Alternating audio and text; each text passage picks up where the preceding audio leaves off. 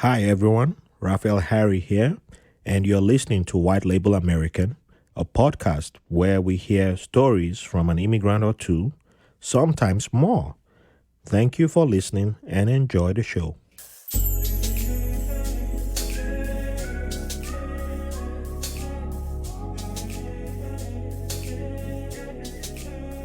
Welcome to White Label American. Thank you all for joining us today. For our new listeners and those who've already been with us, we appreciate all the 5-star reviews that we've been getting. And if you've, for the new guys, you can also go on www.whitelabelamerican.com and give us 5-star reviews. We depend on that. It's our lifeline for discovery. At the same time, for new people and for the recurring, for our returning listeners, you can also join us on Patreon for as low as $3. And if you want to give way more than that, there's opportunities to do that. Like, you can be a Jeff Bezos and we'll take all that too and give, I'm black and bald, as I always say. So, yeah, he loves giving his black bald friends 100 million. So I won't say no to that if you do that. But you can also go on vetclothing.com and get our merch there. We have t-shirts, stickers, and a whole bunch of other things, caps and everything. We'll be adding more stuff. So yeah, we appreciate the support. Keep it coming in. And if you use an Android, don't forget you can download the White Label American app from Google Play Store. So it's free. If anyone out there is telling you to pay money for the app, let me know and we'll take care of that. Alrighty. With all that being said, let's meet one of the people I've been trying to get on the podcast for more than a minute, and I've known her for a while. And she's in the media space. So this should be interesting because this would be, if I don't do good today, she'll probably she'll let me know if I did bad. But I'm honored to have someone whose career is in media and her interests also includes a form of media, that we'll dive into parachute jumper, skydiver, scuba diver, all that's included in the package. But overall, she is a professional producer and editor with TV credits for documentary, film, and travel TV. Has been featured on PBS, Travel Channel, and Discovery, as well as East African Radio. I'm honored to have Preet Pannu join us in the studio today. How you doing, Preet? Hey, Raphael. Nice to see you. And it's nice that we're finally doing this. We have been talking about it for a long time, I think. Yes. Couple of years now. We had a pandemic in between that threw things, for a loop. Mm-hmm. But yeah, this is real. It's happening. And I'm very excited to be here. Thank you. Thank you for joining us. So let's begin. Let's go to the very beginning. What is the meaning of your names? And is there any story about how you came to have those names? Oh, so I was interested that you'd ask that question because most people don't. And that was interesting to me. It was revealing of you that you realize names are important. Yeah. And in many cultures, names have a meaning, right? They're not Mhm. just slapped on you. Oh yeah. And there's usually a trajectory to how you got there. So my full name is Manpreet. But everybody started calling me Preet, and Preet just stuck. And it made sense because Preet means love. And Manpreet is a little more heavy and hippie than that. My parents, they were like pretty much hippies. They were big in the 60s and 70s. Dad used to wear the flared jeans, that kind of Hey. thing. So So jeans always rule. exactly. And Manpreet means one who gives love from the soul. So that was a bit heavy. And it's kind of a heavy thing to hold on to. But it's also something I would only be referred to when my parents were angry with me. They'd be like, Manpreet, they'd come here. Or Yeah. when I hear that name, I'm like, Oh. okay, it's going to go down. And so it became Preet, and that's kind of, what I wear now. And Preet means love. It comes from Sanskrit and Punjabi background. My dad is Punjabi. Okay. And then my dad's name is Pritam. My mom's name is Mamie. So they wanted an amalgamation, a combo of both of their names, for their first kid. Oh. I'm a firstborn, so Awesome. that's the basic story. Wow, it's beautiful. Thank you. I wasn't aware. Is your mom also from Punjabi? She is Muslim from India originally, but she's fourth generation born in Kenya. So I'm fifth generation born in Kenya. Okay. So she doesn't really have a connection back to India. Yeah. Yeah. I But my understand. dad came over to India when he was a young kid. Ah. Yeah. Okay. Cool. Cool. Sorry, to Oh, Kenya. to Kenya. My Yeah. dad came over to Kenya when he Yeah. was a young guy. That's right. Oh, that's beautiful. So, um, I was, I was, I don't think, I think it's the first time I've met someone with Indian roots whose name is a combination of the mom and dad's names. I'm used to that on the Latino side. It seems to be common amongst some South American cultures, Yeah. families. I'll say families, yeah, that to meet people who have a combination of both parents' names, and that's how I've still met one of. I think that's how. Yeah, she had the longest name. Someone who was in the Navy with me. Yeah, I used to always wonder, like, how the hell? So one day I just had to go ask her, like, what kind of name is this? What is going on with your name here? And she said, oh, it's two names. I said, oh, because they write our last names on the uniforms. So she had, but the parents didn't shorten the last name, so it was Right. like something Gonzalez, and Yeah. I was like, that is really long. Yeah. Those two long names.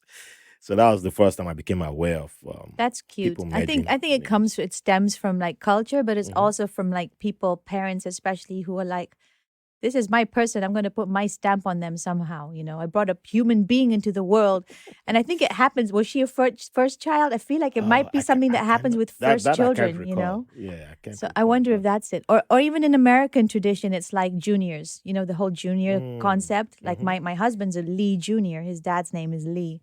So I think it comes from that, and the parents wanting to have their little like stamp of approval on that kid. And it's sort of the first one is kind of hit with that. I can see that. The other two are like, okay, Yeah. we'll see where you end up.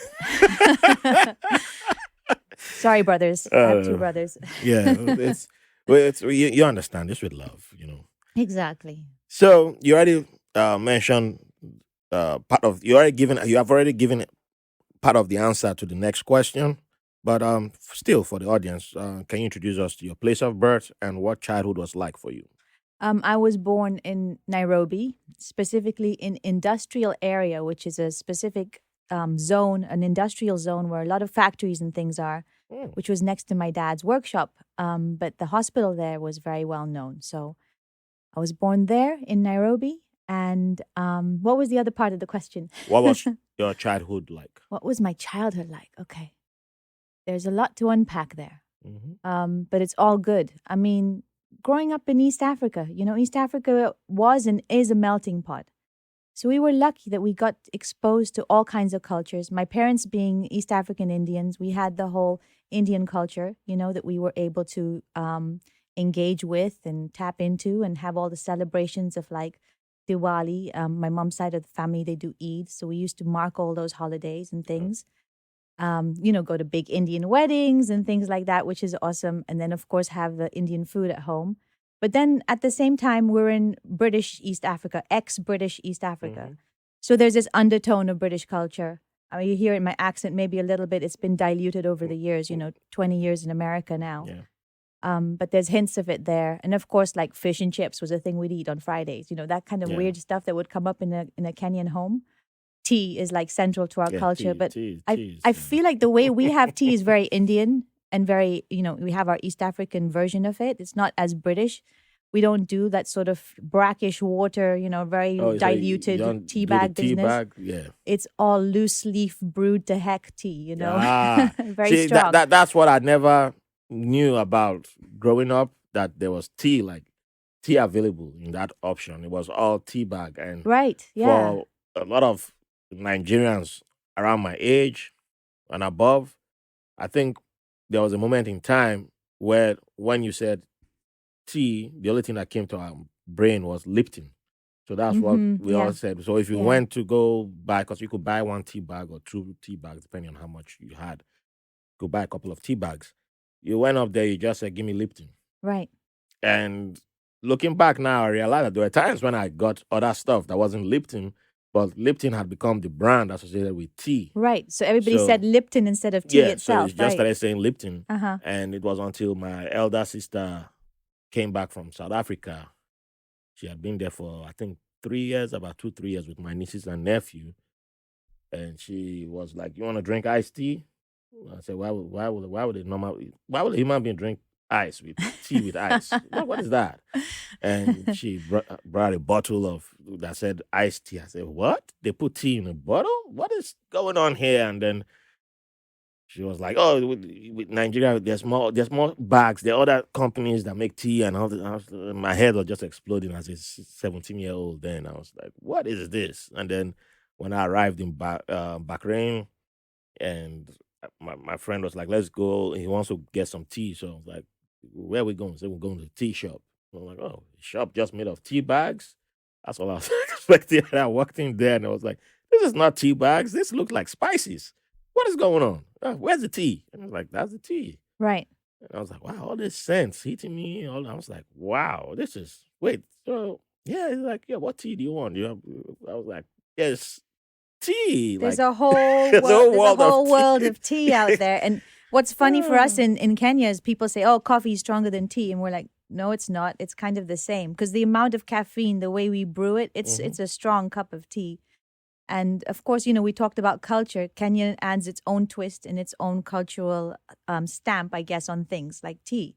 So we have it with ginger and spices. It's got a masala, like there's a special tea Oh, masala, which is a blend of spices that we drink our tea with. oh, I need to try that. And it's clove and cardamom, ginger. It's so good. Once you have it, you're like, okay, I'm never going back to Yeah, regular because I tea. love ginger. You're So like Lipton's no, out. hell, I can't even recall the last time I saw Lipton. I think it's only when I go to a Nigerian store that I might see Lipton. And look at that brand. I just laugh. Yeah, That's it. It's just for laughing. I'm like, yeah, I'm not here to buy it. Nope. I've been exposed to better options. I'm gone. Like, yeah. right. So yeah, I'm not coming back to that. Well, another beauty of growing up in Kenya was, of course, we're in the middle of like this wonderful paradise. We have the beaches Hmm. and we had safari, which is incredible. So we got to do all of that. My parents were adventurous and it was reasonable. It wasn't very expensive. Now you go on safari, you have to save a little fortune before you can go and drop some cash Oh down, you wow. know? But back then you just jump in a four-wheel drive or any car even. People didn't care. Mhm. We're not wearing seatbelts, Oh yeah. This was the 80s I'm talking about. And you're just cruising down the road as much as you can cruise, as much as the road allows you. And once Hmm. you hit a pothole or a Oh, bumpy space, you're slowing down. you know. And you'd go on safari and you go to the national park and stay a few nights, either camping. There's also a slightly higher end version of that is a tented camps where you have, Okay. solid beds and everything and a bathroom. And then you can go up an even bigger notch than that and you can stay at the lodges. And so we used to do a lot of that. And so my biggest memories are definitely going on safari with the family and then driving to the coast. Hmm. And driving to the coast is like a pilgrimage in some ways. If you've driven from Nairobi to Mombasa and you've survived that trip, you're kind of all shaking hands with each other at the end. There are these certain spots that you would stop at for different kinds of, things. The first stop is a temple, and everybody would go to this Sikh temple. My dad is Sikh, but Okay. any culture, it doesn't matter who you are. Yeah. There was this unwritten sort of rule that you would stop at Makindu temple because that's what's going to start your journey off safely. And people Oh. would stop there and they'd be like, okay, we're going to survive this. Now we're good. Let's keep going. Oh. Okay. And then you keep driving down that road, which was literally like kamikaze style to the coast. And my dad, I remember he has sort of shoulder length hair. He used to wear a turban, in society and stuff. Mhm. Sorry, in society and stuff when he's out with friends and things.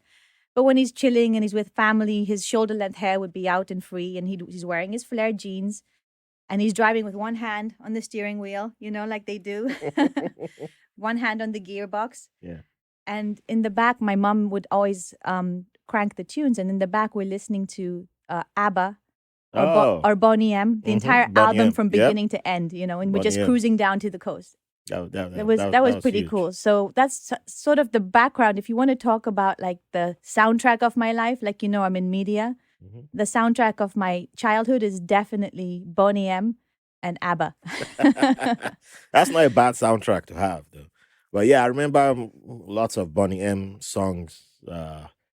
Around me, and every once in a while, it just pops up in my brain, and I might start singing one of them. Oh, I still remember this song. Yeah. I thought it was out.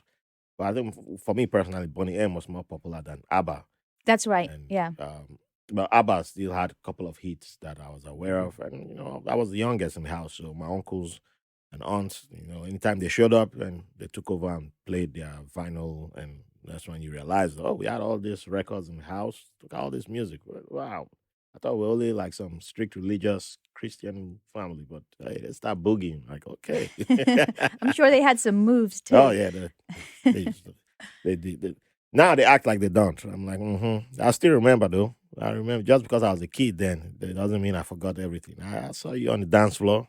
There are kids now, the ones who were like, wait, you mean my dad dances? I was like, there's more than that. But you go ask them. Go ask them. I won't, I'm not the one who's going to give you the whole family secrets today. I think it keeps them young if they keep dancing, Yeah, my mom, she's yeah, she's had both knees, her knees replaced on both knees, and so she's just a walker back in Nigeria now, and yeah, still they still call her the life of the party. Even before she left America, she was every Nigerian Ghanaian party in the DMV. Yeah, she was there struggling, doing her moving her hips. Still, I was like, that generation of women, I'm telling you, they never stop. They don't make them like that anymore. They're very special. Like my mom just had her knee surgery, but we were there in December in Kenya, and she was in bad shape. Like they couldn't even come to the airport terminal to like greet us as I walked out of JKIA. And my boys and I were looking around. We're like, "Where's Ma and Papa? Where's Mom and Dad?" And so I call them. I'm like, "It's okay. Maybe they're stuck in traffic," which is a typical Nairobi story. If anyone's talking about Nairobi, the conversation is going to go to traffic at some point because that's just a part. It's part and parcel of life there. But anyway, I call them. They're like, no, you got to come all the way out because we're standing in the parking area. Okay. I was like, this is new because usually they're waving right there in front. So we're like, okay, we go through the parking. Mom and Dad would kind of usher us over. And I realized it's because they couldn't walk up to us because of, my dad's back is bad and my mom's knee was bad. But that didn't stop them. They like booked us and we went to the beach and they had all these like, dinners that they hosted in friends' home and everything. So they're very special. They're special. For me, I'm like on a Friday night, I'm like, I don't want to do anything. It's been a long week. I don't want to see anybody. And my parents have never heard of such, Yeah, I do have some of that. There was always someone new at the table eating a meal with us. I'm sure your house was like that too. Yeah, well, up till my mom used to throw lots of parties. I think it was after her 50th birthday that she started toning it down. But in America, yeah, she was like, even if she's like, oh, I'm not going to any party, people will show up. Like they'll call her, Mama, you have to come. Or, I'm having this child dedication. I'm having whatever. We'll look for it. We always have a reason to party. So yeah, we need you there. I'm like, how's she gonna get there? So she ends up driving. And I was like, that's why the knee got bad, because that's how she wasn't supposed to be driving on like nights. She would have to go pick up my friends, so she go pick up her crew. Very cute.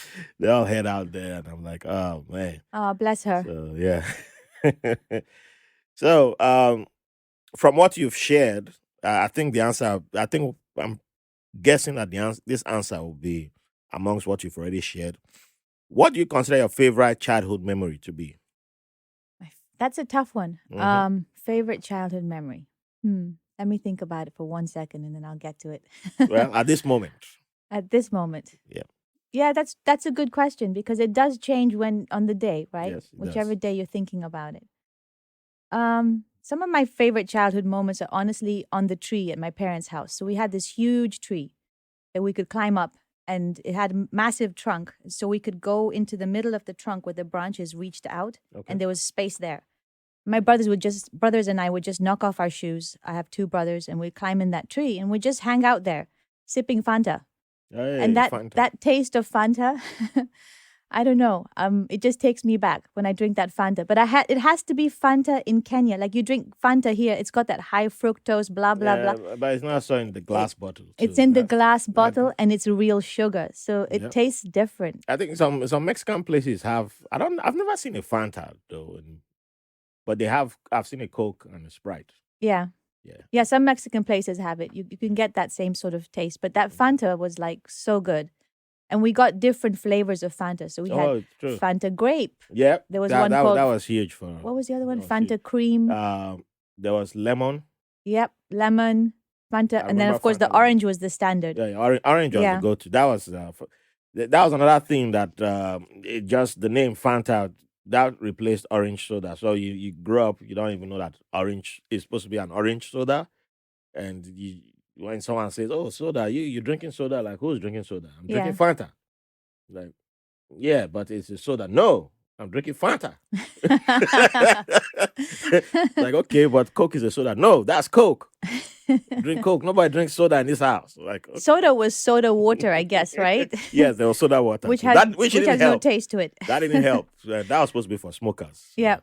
yeah, and so having that exist, that didn't help. And you're like, oh no, we're insisting. And then you the moment when you get a little maturity, you're like, wait, you mean that's a soda? So I was wrong to be yelling at people back then. Like, you don't know anything. You're a bush person. I'm like, oh no, that's yeah, that's our go-to insult back then. They just call you someone from the bush. And you don't know anything. You're not Yeah, civilized. we have a similar word for that. We call people mshambas, which means you're from the farm. Oh, You know? Mashambas. Yeah, you're mshamba. Shamba means farm in Swahili. Okay. So if people are like behaving like they're not, all there in their heads, we're like, don't be such a mshamba. Ah, I have some Kenyans to use that on. Yes, exactly.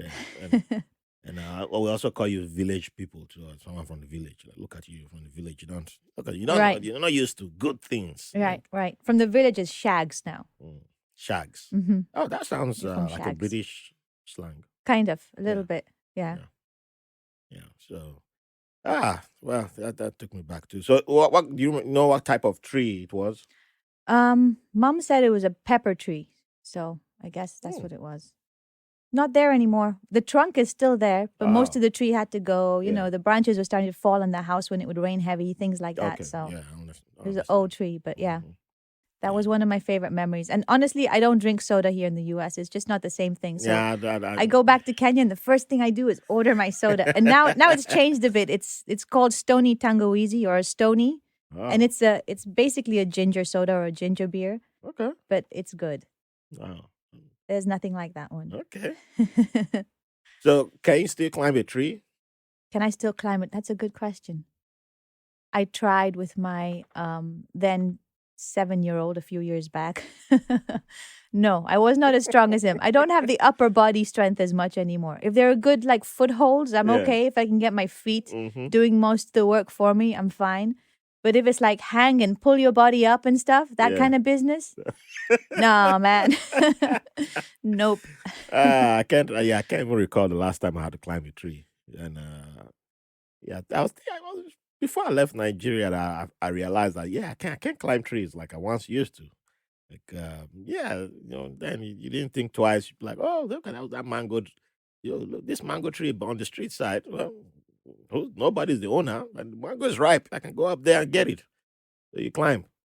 If you can't get to it, then you get you try and figure out how to carry a long branch or stick with you, and then use that to pluck when you get up there, as far as you don't run into any snakes. Have you seen those guys climb the coconut trees? Oh yeah, that I don't. That's a serious I don't like skill. watching their videos. It turned me into a hater. I'm like, oh man, I could do that when I was, I'm like, never mind. That's a serious skill. Yeah. I knew someone who I was 21, 22, and we were living together in the same compound, and we did not pay our electric bill, and the main person who we were staying with then, he owned a barber shop, so he needed electricity because he did not have. He was like, he's not going to be buying fuel for his generator, which is supposed to be for emergencies. So since they had cut the way they disconnect you from electric, if you haven't paid your electricity bills, they literally go up there and clip the wire, and take the cable with them, like cut a little bit and take it with them, the electric company. So after they had left, when it was nighttime, this dude just went on the electric pole like he looked like a monkey. Pow, pow, pow, just the hands and feet. I was like, what? And then he connected the cable. I was like, whoa, whoa, whoa, whoa. Well, let's see this on TV. Like, wow, you can do that? You're like Spider-Man. And then he was like, oh, they do that all the time in Ajegule in Lagos. So if you ever hear of Ajegule area in Lagos, Yeah. they have lots of people who they can climb anything. They just go like it's easy for them. Amazing. For the rest of us, like we stopped at a certain age. Like, yeah, we're too big. As soon as we started sitting in chairs and at desks, I Mm-hmm. think that started to happen to us. I think it was before I finished secondary school. It was over. Right. I could send the juniors. You go climb the tree and get me that. And by then you were big enough where they were like, okay, yes, yeah, no problem, anything you want. How many mangoes you want? 3, 4? Yeah, with a little bit of popularity too. So Yeah. that helps. 'Cause if you were too, even if you were big but you weren't that cool or popular, then they'll be like, I'm not listening to you. I can take my chances. So how would you eat the mangoes? Oh, my favorite is the one we called sucking mangoes. Mm-hmm. They never turned yellow. They were always green. Green, yeah. But if there was a storm, the ripe ones will drop, or if you tapped it, you did not have to hit it hard. Just tap it a little bit. If it was ripe, it would just fall. Yeah. Yeah, and those you literally could suck the seed out. You take a little squish bite, them exactly, and you suck turn all it into the juice, right? and I know sometimes exactly what the you're talking seed about. will come, you almost swallow that Oh, big man. thing, and like, yeah, those are the best mangoes I've had in my life. But we used to have lots of we have different types of mangoes. There's so like many the different types, red, right? yellow, and yeah, it was. I think it was the more I started approaching adulthood, and like especially after my elder sister came back from South Africa, she was the one that started making me look bougie because she's like, "Oh, she's slicing the mango. I'm like, what is this? Take a knife and peel the mango." It's like that's too much work. Just bite into it, wash it, and bite into it. That's all. Why am I going to be peeling off the skin? You spit it out. We used to eat it with the skin. We used to Mhm. get these green mangoes, but they weren't completely ripe. They were still kind of sour. Oh, I know those. And they'd cut them open so it looks It's easier to cut those. they'd Yeah. cut them open so it looks like these segments, like a flower almost, and then they'd sprinkle salt and chili on top. Oh wow, And we'd eat it like that with the skin and everything. It was so You good. guys take it on that level. Like, whoa, I never knew there was options of adding salt to Yeah, mangoes. that Like, was good. yeah, I love mangoes still. It's yeah, I think it might be my unofficial favorite fruit. Yeah, me too. Unofficial, yeah, Mangoes are awesome. yeah. But we have them with everything. Like in Kenya, we can have them, you can have them sweet. You can have them with like what's called kachumbari. So you have them with like garlic and onions and salt and chili and stuff like that. So you can throw it like a salsa kind of thing Oh, and make it like that. You can have it as a dessert. You can have it, any way you like. you think it's the mix of cultures that make eating stuff like mangoes go with like all the Yeah, stuff you're definitely. mixing with? That's Indian influence, I would Okay, say. Yeah. 'Cause- That is yeah, definitely but like an Indian influence. because we don't have a large Indian influence like Kenya in comparison to Kenya, Yeah. and so it's like with most stuff like that we just eat it plain, and then somebody will, if someone said, "Oh, you mix your mango with garlic," we'll be looking at that person like, "Oh, this person must be some rich person, Yeah. some fancy. Did you attend Oxford or Cambridge?" Kind of thing. Like, no, the person just knows. That's it. Ah.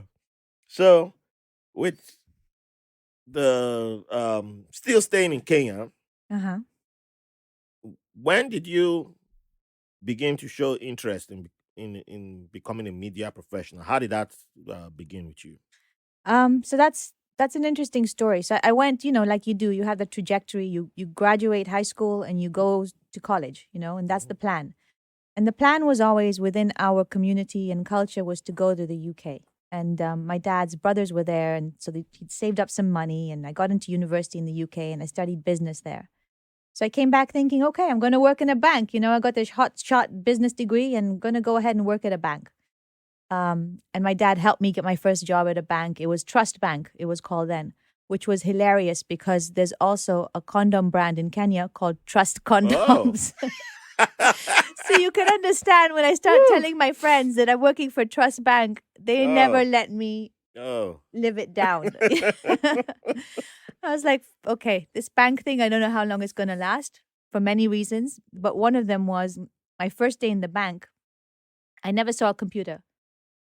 I went in and I was like, okay, where's my desk and computer? And, where am I going to get set up? No, we're all sat at this long desk and a ledger was put in front of me. And I was told, okay, Old go ahead school. and start Mhm. reconciling accounts. I was like, Oof. whoa, this is serious. Ooh. This is literally heavy. Like I don't know if I'm gonna make it here. And then I used to read the newspaper, just a habit every morning at the bank. We'd all get the newspaper and share it around, or a couple of people would buy a copy and we'd all sort of end up reading it at some point. And this ad showed up in the newspaper one day for a radio station that was opening up. And they were looking for people to come and audition on Sunday morning. And so I went ahead and I got the gig, and I started working at a radio station and doing the breakfast show. And I left Oh. that banking finance world way, way behind. And that's what put me on my media trip, basically. Wow. So being here and doing a podcast with you is like full circle. It's very special. Wow, that's amazing. Yeah. Yeah. And I wouldn't have known that. That's not something. I'm kind of mind blown. I'm like, I wasn't expecting the origin to be that way. So So wow. of course my parents were like, "You're going to do what now? Instead of being at this bank?" bank? Like that was Yeah. hard for them because they wanted me to have a professional career, and it's like doctor, lawyer, Yes. those are like the standards, Mhm. banker, that kind of thing. So that was tough for them in the beginning. But once I started getting a little bit of famous, I started having a following. They're like, "Okay, yeah, this works, and you're doing a good job. So it seems like it's your passion." So they understood that, and they supported me, which I'm very grateful for. Awesome. Hmm. So you said it was a breakfast show that you were hosting. Yeah, that was rough. Well, Oh. what was that like? You had to wake up very early in the morning. I was not a morning person. So I would wake up at 4 and I would really push it to the limit. So I'm like every single second counted. So 4:15, let's tell the truth, is when I was waking up at 4:15. I've done all my business the night before, showering, bathing, my clothes already laid out and everything. All I did was brush my teeth, Yeah. grab a banana, change my clothes, and jump in the car. And at that time, talk about traffic in Nairobi. That time is a different Nairobi that people are not used to. There's no traffic on the roads. I was about to ask. This was a normal, like I say, 35-minute commute from where I lived to the radio station. That time in the morning, I could cruise and be there in 15 minutes flat. So I was at the station by 4:45. And at that point is when I started doing my research and everything. And this was a new radio station, so we didn't have people in place to like man the show, Oh, okay. write the news reports. I was doing everything from news to traffic, which was really funny because it's basically on traffic in Nairobi. You're saying this road is busy, Yeah. that other road is busy, and the other road is busy too. So you would try and find ways to say busy in different words, basically. I mastered the art of saying busy using different words. We're like chock-a-block, jam-packed.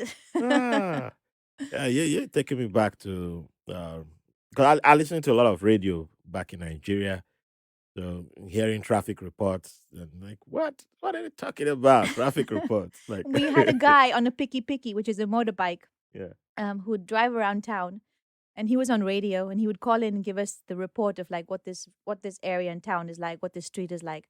When the traffic reports got interesting is when there were like protests in Nairobi. So that's when we'd start telling people, okay, avoid University Way because the university kids are protesting right now, and it looks like it's going to turn into a riot, which is pretty much the trajectory of protests in Kenya. You go from protests to riots. It's kind of how it went. Yeah, we had Unfortunately. similar to that in many cities in Nigeria. Yeah. Where it starts with a protest and then ends up being a riot. Right. Yeah. Exactly. Yeah. So, Because other elements come and Yeah. get involved, Yeah. who Yeah. not necessarily there for the same sometimes cause. also state sponsored too, the other element. That's right. 'Cause I know in Nigeria, State-sponsored violence, I saw when absolutely. there was that magazine. I think the magazine is unfortunately no longer in publication, but there used to be one of those that even when Abacha, our last major tyrant, was alive, he really dealt with them. Like, yeah, I think their editor, a couple of people worked there, barely survived with their lives. So every time I had an opportunity to read their stuff, I always took it seriously. And there was one time they detailed how a protest by students, I think it was under Babangida's regime, which was early 90s. That was one of the largest protests, and everybody showed up, and it's like they're marching for a couple of miles, and all of a sudden, a bunch of guys just pop out from nowhere and like, hey, we want to join this protest, but you got anything for us? And they're like, we are protesting for your rights. Wow. It's okay, yeah, we care, but we get that. But do you have anything for us? Yeah. He said, no, why would do we have it? We're not the ones who should be asking that question. They said, okay, and they said the account that I was reading said the guys left, and then they spoke to soldiers who were around, and after that, those guys just seemed after they had a conversation with a bunch of soldiers, it just seemed like they turned, then started destroying stuff, Yeah. and that's how it turned into a riot. Right. And those who weren't who did not witness all that, who didn't look into the details, would just say, oh, these people, you start protesting, and then it turns into why are you burning places, why you this, and I'm Exactly. like, The tactics burning used. is where you know Yeah. that this is something else. Hmm. They start burning like tires is something you see a Oh lot of. yeah, They, yeah. they lay them like in a on a tower in the middle of the road, and they block the road that way, and then they set the tires on On fire. fire, yeah. That's something you'll see. They'll burn cars, things like that. And that's usually when you know, okay, this is a red flag, and this is probably like state sponsored, like you said. Hmm. And that kind of stuff we see happening around election time, in Kenya. Yeah. Luckily, the last elections were pretty Yeah, peaceful. that's pretty. I Pretty followed that a peaceful. lot. Yeah. Yeah, that was one. I think that was one of the most peaceful handovers of power we've seen in a long time in Kenya. So Which is good kudos. news. I mean, not everybody's happy, Of but course. everyone now gets it. Like, this is democracy. You're not all going to be freaking happy, okay? That's right. But you can all be alive. You can participate without, and you having can, to and you lose can your live life. to see the next day. Exactly. So Thank I you. hope my Nigerians will get this before, because we have our presidential election coming up by the end of February. Yes. So, yeah, it's we're watching. We've seen some weird signs already, but hopefully it will be like Kenyans, because a lot of Nigerians were really impressed by after watching the Kenyan a lot of Nigerians followed the Kenyan election, and they were like, "Oh Yeah. wow, this an African country did this. Wow, okay," because they don't count South Africa as African, for obvious reasons. Right, exactly. We're not saying they're not Africans, but when it comes to like handling elections, it has to be places like Kenya, because their democracy is still new. Right, exactly. And it's done in a similar way. I Yeah, think so Nigerians are watching, and the campaigns are similar. when they yeah. saw, oh yeah, and the current president Ruto, he's considered Nigerian too, because I think his daughter married in Nigeria. That's right. He's honorary Nigerian, right? I heard him. Apparently, he's cool with some of the mega pastors too in Nigeria. So, because I heard him talking pre-election, and I was like, this guy sounds a lot like a Nigerian right now. But it was very funny. So some Nigerian comedians actually made a skit out of that. Like, oh, this guy, we have a Nigerian president in Kenya. I love that. It sounds like something Trevor Noah would do. Oh yeah. Oh, I miss Trevor. I know, on the Daily Show, right? Yeah. Well, we're gonna have to go to his stand-up. Oh yes. It's happening, but it's not until I looked at the tickets the other day, because my son's birthday is coming up. He's going to be 15, and he likes Trevor Noah. So I was like, let's go see him. Why don't I buy you tickets for your birthday? And he's like, okay, when is it? I'm like, it's in October. He's like, but my birthday's in February. Hey. Why are you buying me a birthday present that's going to be in October? I'm like, okay, all right, fine. I'm like, but we have to buy tickets soon, because they'll sell out. It's Trevor Noah. Oh yeah. So you had been to the UK for university. Well, where in the UK did you? I went to the University of Sheffield. Sheffield, that north, south. So it's Yorkshire. It's kind of yeah. Midlands, middle of the UK. But I had family in the northeast in Newcastle. So I was very fortunate. Like, I could go back there, sort of home to my uncle and aunt's place, and spend the holidays with them, which was nice. So before you went to university in the UK, had you been there before? To the UK? Yes, but not since I was pretty young. So the last time I went there, I was trying to remember. I was maybe 11 or 12, and I hadn't been back since then. Okay. So now you're in the UK for university. Yeah. It's a whole new time for you, whole new experience. Yes, you had to become a professional drinker. Yeah. It's the I wasn't UK. going there, but And and you have this ridiculous thing that we never heard of in our lives called last orders, because the bar and the pub, well, the pubs close at 11. Was it 11:30 at that time? I'm 11 surprised or their pubs even 11:30 or closed. something. They're not allowed. They don't shut their doors, but they're not allowed anymore legally to sell alcohol past 11:30 because of their licenses. So people Oh, used to try and get their pints in before 11:30, which was ridiculous. And ah, I learned very quickly that I was never going to be a professional drinker. Like, I no, just good. didn't have it in me. And luckily for my parents and, the budget that they gave me to go to university with. Mm. But it was wild. I mean, I showed up there having grown up in Kenya. Someone's, like, ironed my clothes, washed my clothes, cooked my food, helped me clean my room. I started making my bed and stuff like that, and kind of making my own food towards the end. But I didn't know how to open a bank account. I didn't know how to use a washing machine. I didn't know any of that. And I show up in the UK, a clueless African off the boat. you know, that's when you can call me a mashamba, because I Oh was like yeah. a baby in the UK. And so Ah, luckily I showed up with a friend from my high school. Alvin came with me. So we were both lost, two lost oh, Kenyans awesome. together. We plodded along and figured it out and followed other people, and we learned. Mm. But I was amazed at my parents, because putting myself in their shoes today, I would not let my boys go off to university without giving them those basic skills, Mm. and knowing that they know how to do this stuff. But our parents were like, "You've been through high school. You're Yeah. educated. If you Yeah. can't figure this out, what You're are an you going to adult. figure out, you Yeah, know?" go become an adult. Yes, You exactly. got this. And so they give me like 10,000 pounds, which is for my fees Uh-huh. and it's for my living in as a banker's check.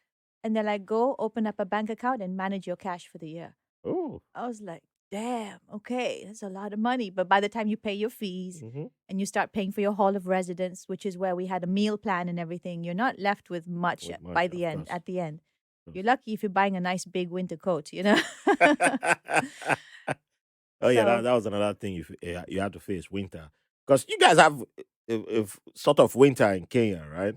it gets cold, but yeah, no snow. And I mean, I would say it drops to like 50s or something like that, maybe 45 or so. Okay. But here's the thing: in Kenya, we don't have any heating. So you feel that cold Yeah, and you yeah. become accustomed to it. The house is not heated. We'd light a fire, maybe if you have a fireplace or something. Mm-hmm. But everybody's walking around with what we call kabuti, which is a big blanket, and you wrap yourself with the blanket. Everyone's got their kabuti to keep warm. That makes sense now. That makes sense. I'd never considered that with places like Jos, where I was born in Nigeria, Yeah, but I never. By the time I left there, like around age 6, and I think even the Calabar or Budu Ranch area in Cross River State, it's mountainous. They do have the climate there's a little bit different from rest of the right, country. right. Like just the city where I was born is surrounded by 21, I think 21 plateaus.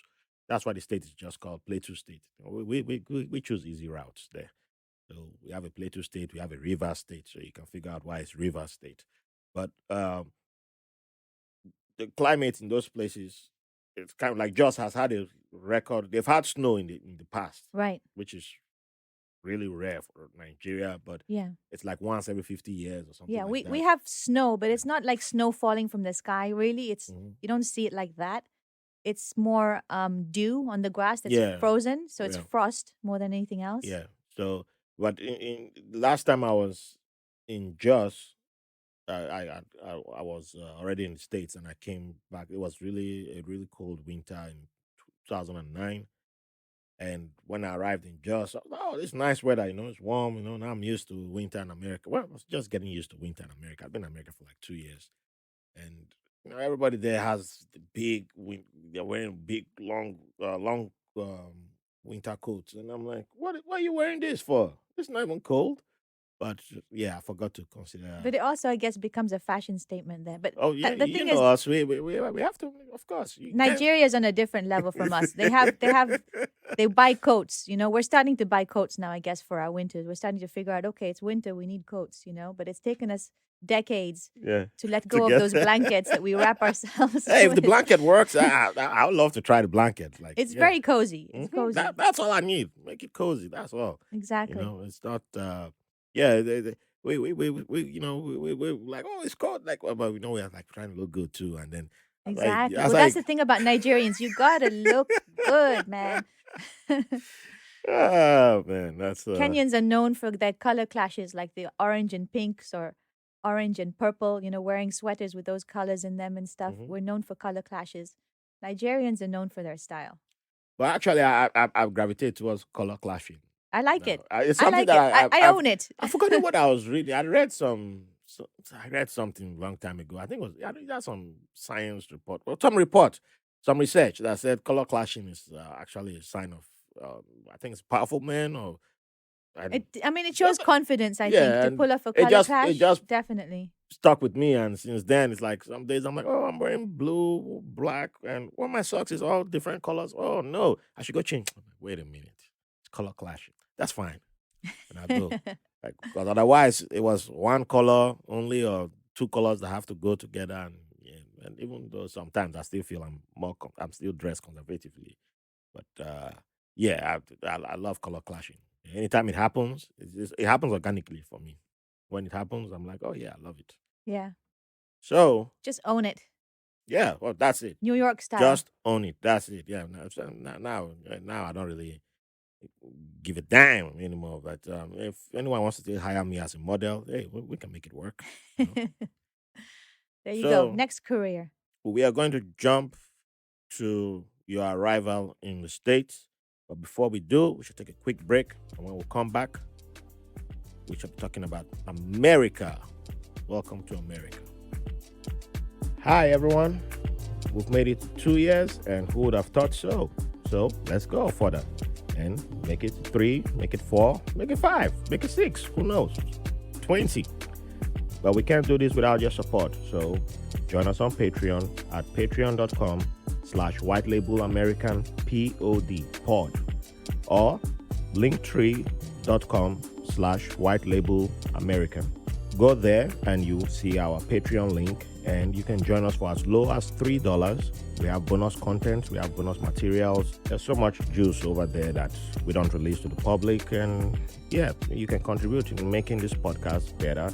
You can send questions, you can send your ideas, and also there's a lot of new things that are coming. The announcements are made on Patreon first because we have to, take care of people who help make this podcast possible. So you can be the one to make this podcast what you want it to be. Come join us on Patreon and make it what you would like to see. Join us, make it fantastic. Keep the 5 stars coming in, keep the love coming in. Thank you for the privilege of your company. Welcome back, and thank you for staying with us. So, Preet, you are were you in Kenya when you decided to move to the States? I was actually sort of in Kenya and I moved to the States via the UK. So before it's not easy to move to the States. You have to get a Yes. visa, you have Mm-hmm. to get a foot, in the door. And I came here as a student to the States. So I was waiting for my student visa to come through. And I was kind of in this limbo zone where I'd left my job at the radio station. I didn't want to hang out jobless in Nairobi with weird fans, I was on Yeah. radio. And then with also like people judging because Nairobi is a small community, that we're in, and people like, oh, you're not doing anything, you're not working. What Mm-hmm. are you doing now? So I didn't want all of those questions, and my parents didn't either. So I ended up going to the UK first to my uncle and aunt's house, like I mentioned in Newcastle, and using that as my jumping off point and finishing off all my sort of applications, to go to the universities in the US. And that's what brought me here. I came to do my master's degree here. I came here as a student to New York. And you chose New York. Why? Yeah. Why New York? I wanted to go to the new school. I liked their media studies program, but I'd always wanted to go to New York for the longest time. You grow up watching all those movies Yeah. on America, and New York seems like such an incredible place, and a place where you could really grow as a person. Mm. I grew here, but not in the ways that I thought I was going to. New York, None of us. and you can't predict what New York is going to do to you and who you're going to become in New York. You cannot predict that. Mm. So yeah, ended up here in 1999. Wow. Still pretty fresh faced, but at least knowing now how to use a washing machine and cook some food and clean a kitchen. Ah. So, one question: since you came through the UK, this question will be a little bit. Your answer might not be the usual that I get, but I like asking about what airline people flew for the first time coming to America. You remember the airline that you took? Yeah, I do. It was Virgin Atlantic. Oh, Virgin Atlantic. Yeah. Okay, I think that's the first time I've gotten Virgin Atlantic. Because And it was a new plane, which was nice. So all the like screens, everything was brand new, which was pretty cool. well, since you had already flown, you were already used to Long haul flights. yeah Yeah. long haul flights, Yeah, I was and accustomed you to knew it. the deal. Like when they brought food and drinks, you were like, yeah, you already paid for this. So Yeah. yeah, because someone whose name we They won't don't mention know. right I know now. it's so sweet. Yeah, It's someone so who sweet. won't mention the person's name, but But when I when sit next to people who like Mhm. that sometimes on Kenya Airways, that tends to happen often. And if I'm going back to Kenya and I yeah, sit next to somebody who seems like they don't quite get what they can and can't do, I'm like, okay, let me tell you how this works. The oh, bathroom is awesome. there. You go anytime you want. You want food, you eat all the food they give you, and you can even get more if you want more. They're See, like, and money. I'm like, no, no money. the Don't per- the don't bring your person money out. the person should have, he could have used somebody like you sitting next to him. But also, he was also a young guy who thought he knew it. Also, it's like I Oh, don't know if that's it. If you're you hiding should it, yeah. ask questions, but it's like whenever they came, like, yeah, what would you like to drink?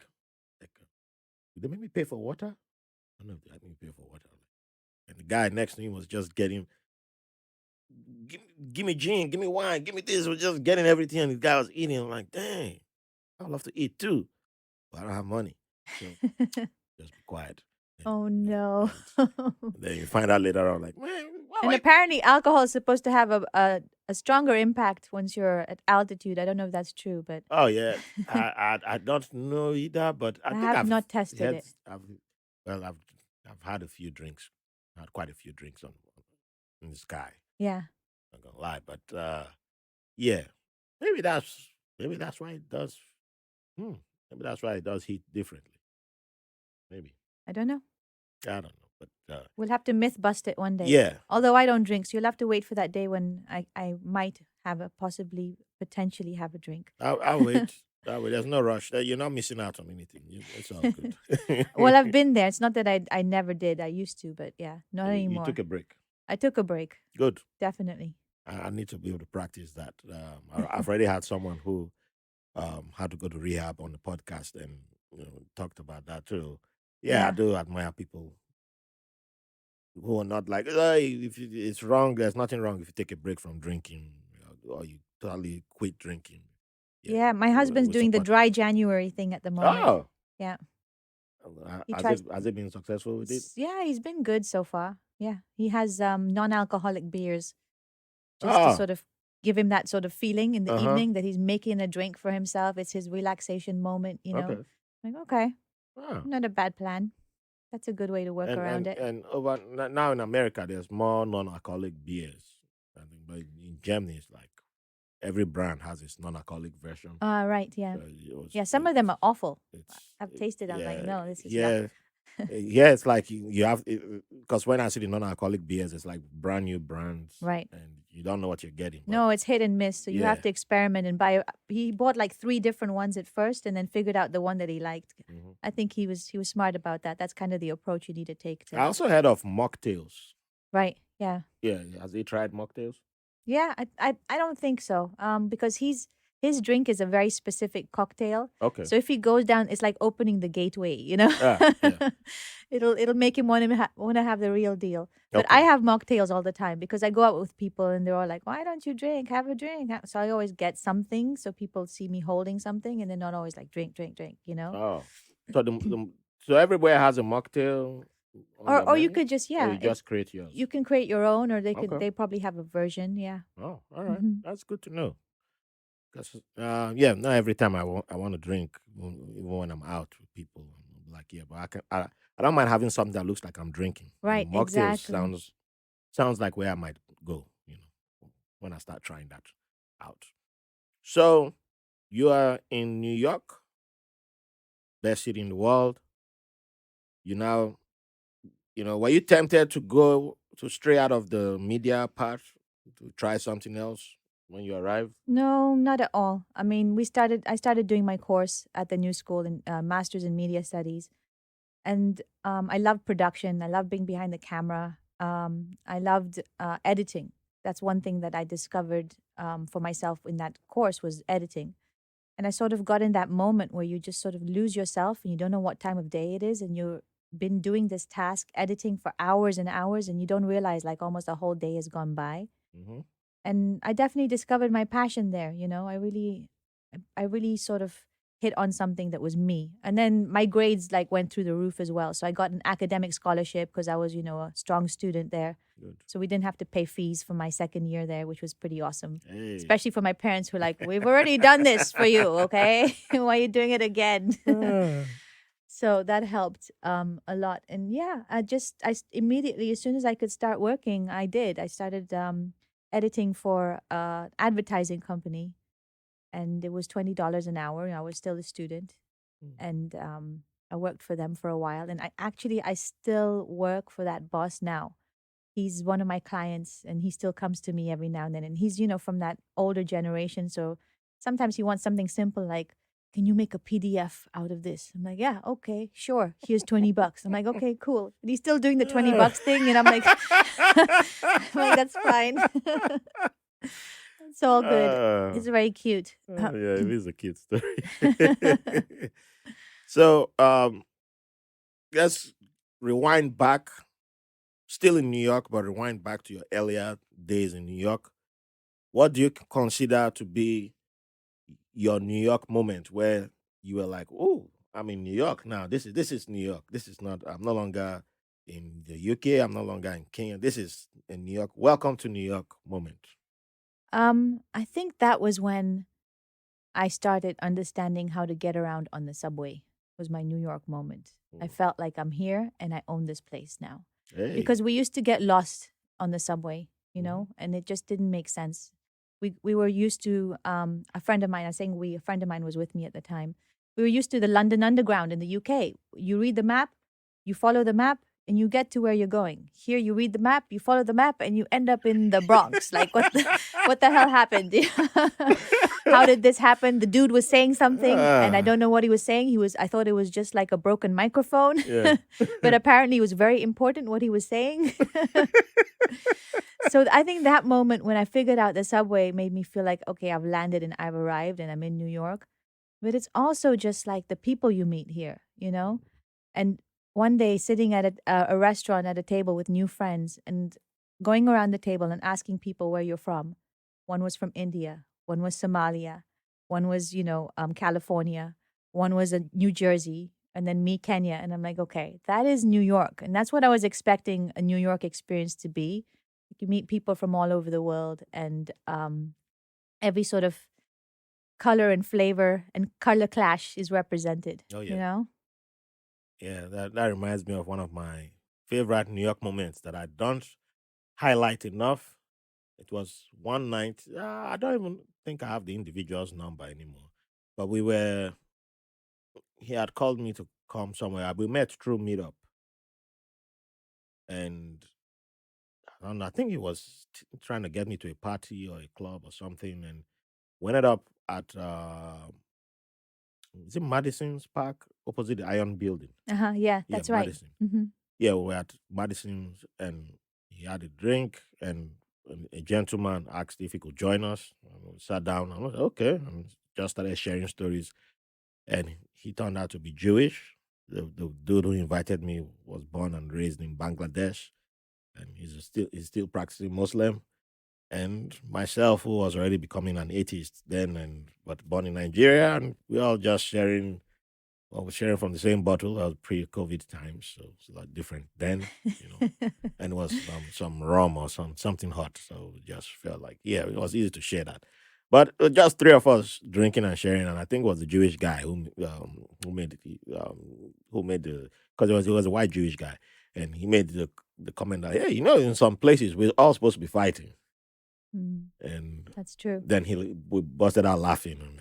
And after that day, we never hung out again. But it was just a nice, cool moment that, Yeah. we got to have to ourselves. And of course, most of my friend groups, and you've seen some of them, it's always diverse, full of people from everywhere. So yeah, but that's a really a New York thing, and it's one night that I always appreciate for the rest of my life.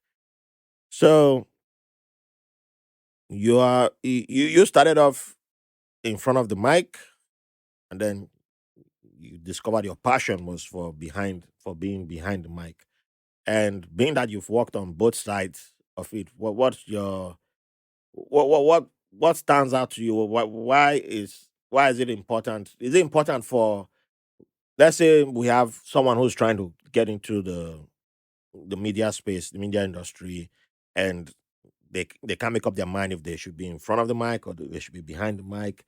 What would your advice be to them? Well, I would tell them that they should try both, of course. Don't limit yourself. Don't decide until you've tried both. First of all, you can't make a decision until you've like wet your feet. Hmm. And then I would say that one would build on the other. So if you decide to be in front of the mic, that's something that's going to make you a better storyteller. You're going to start understanding what goes well, what flows well, what people are engaged with. And that'll also make you a better editor because that's what editing is. It's also an art of, telling stories and putting things that are not so exciting together in an exciting and interesting way. So I Hmm. believe that they're both very linked and related to each other, but they're different feelings in the body. So, like being in front of the mic, you can be more, out of your body, more nervous, Yeah. less at ease. And if that's how you feel, maybe it's still something you like to do, but you need to overcome it. And the best way to overcome it is keep putting yourself out there. Whereas being an editor, you're like a mushroom. You're in a dark room all day long, You're not in front of people. Well, Walter is You, nodding. you're Yeah. not putting your voice out there. You just kind of, well, you should put your voice out there, but you're just putting your mind into this program, basically, and you're connecting with the computer Hmm. and you feel like a cyborg in some ways because this computer becomes an extension of you and the way your mind works. So in that sense, they're very different. The body experience and the, Yeah. the mind, sort of the cerebral experience is very different, I would say. I love that. I love the way you put it, because I don't think I've ever considered an editor as being a storyteller through what they do, and that's very important. And I've always I- I've worked with editors, and I do some editing on my own too, but not as good as Walter or Josh. Yeah, I like the pros to handle it. Yeah, I'm just good with the mic for the most part, but in being in front of the mic, but the editors play a big part in storytelling, and yeah, it should be recognized and it should be Yeah, they talked about absolutely do. a And you're lot right more. about recognition as well. I feel like they don't get enough love. The Hmm. movies that make it, the TV shows that make it. Yeah. No one remembers the editor's name. We remember the Mm. actor's name. We remember the director's name. Yeah. The editor is like the one who fades into obscurity quicker than anybody else, sad to say. But I don't mind that. It's not that I'm bitter about that in any way. It's just something for everybody else in the industry that it's like, if you're going to go down that path, don't expect, glory for Mm. for what you're doing. You're doing it for the love, and you're doing it because you have something to contribute. You have a skill set. You have a talent in it, and that's why you're doing it. That's true. Hmm. That's true. And yeah, I'm guilty of that too, of not like knowing the rest of the people who work behind the scenes. But luckily, I've been listening to some podcasts that make it that give recognition to everyone who work on any project, and then luckily I've gotten to know a couple of people in the industry, not big names yet, but hopefully they'll get there. And the stuff I've been learning from them, that's when I was like, oh, you take this for granted, but if that person does a terrible job, you're not going to be able to enjoy that product. There's a reason why some movies you can't hear what is being said, and people are like, oh, what's going on here? Or the picture looks too dark. It looks, and you're like, oh, there's a whole lot of people whose names you might not see or remember, but if they don't do their job right, you'll notice. Right. And that's Absolutely. why their job is very important. So it Yeah. made me change the way I look at. It takes a village, like they say, to raise Yeah, a child, it takes a village to make a movie yeah, as well. yes, yes. So I'm not going to stay too long on. I'm not going to spend the whole time on the media side of it because you have some interesting hobbies and interests, that you do. Oh, before I get to your hobbies, you also give back. You also contribute to back home. And why is that important to you to give back to the community, both here and back home? I think it's really important because I am who I am because of Africa, because of Kenya. I wouldn't be this person if I hadn't grown up where I grew up. Mhm. And then I grew up in a home where, yes, my parents were there, but we were supported. We were lucky to have a nanny. We had a driver. He wasn't Kenyan; he was Ethiopian, which is hilarious. Oh, And he taught us how to swear in Amharic, which is crazy. I wish And then I I also could had speak like Amharic. we also had a housekeeper and that kind of Yeah. stuff. Those are also the people who raised me. And those are the people that sort of hold Africa together in many ways. It's the same here. What holds America together in many ways are the immigrants, right? Yes. And the illegal immigrants. Let's be realistic Oh, here, right? nobody's illegal on this podcast. We all, either you're undocumented or not, we Exactly. all immigrants. The You have a immigrants right and to the immigrate. wannabe citizens, we'll Yeah, call yeah, them, everybody has a right to immigrate. So, Absolutely. And I think that's what holds things together. And those are the people that deserve us to think about them and do something to support them at some point. So if I have the time or I have the means, I'm always going to be able to and I'm always going to make sure that I give back somehow. And now what do I have that I can give? It's also my knowledge, right? So mm, I'm in media, I've studied and everything. I know you don't want to go down this track too much, but no, I'll it's do fine. courses back home and I'll teach people things like information and media literacy. I'll teach them about fake news, which I think is really important and Oh, I'll have a question on that. something that we need in our schools, which we don't Yes. have here, on our curriculum. I mean, I look at my son's, he's 10 years old, he's in fifth grade now, and I look at his timetable, and every day it's like 2.5 hours of math, 2.5 hours of English. But his life and his time is spent where? In front of a screen. And that's what he Mm, wants, that's where he wants to be, right? He's not on mm-hmm. social media and stuff yet. He's 10. He's gonna get there. And he needs the tools to manage his life and to manage the digital world that is there for him, and that he lives in. He lives in a digital world. We all do at this point. Yes, we do. And then how do you manage your life in your phone? Mm. You know? Your wife in your phone too, or your husband in your phone. You got to think about all of that as well. So, That's a great point. Because yeah, we keep hearing different people saying, education, or the kids need better education and better education. Then, like for me, I like to ask, well, what does better education mean to you? What are you trying to bring? And then there's always this gap of forgetting the digital world that we all spend a lot of time in. And it's like, oh, the kids will grow up one day and then figure that out. yeah. And I'm like, yeah, but you creating a vacuum. And when you create a vacuum, it's not necessarily going to be filled by good things. And we're already seeing the crazies out there. And that's why I was happy when you said your older son is a big fan of Trevor Noah, because I know someone who he's a he's a comedian, and his son, his eldest was, was it his eldest or his second, either the eldest or the second son. One of them unfortunately fell into the rabbit hole of the manosphere and started, looking up all this, Yeah.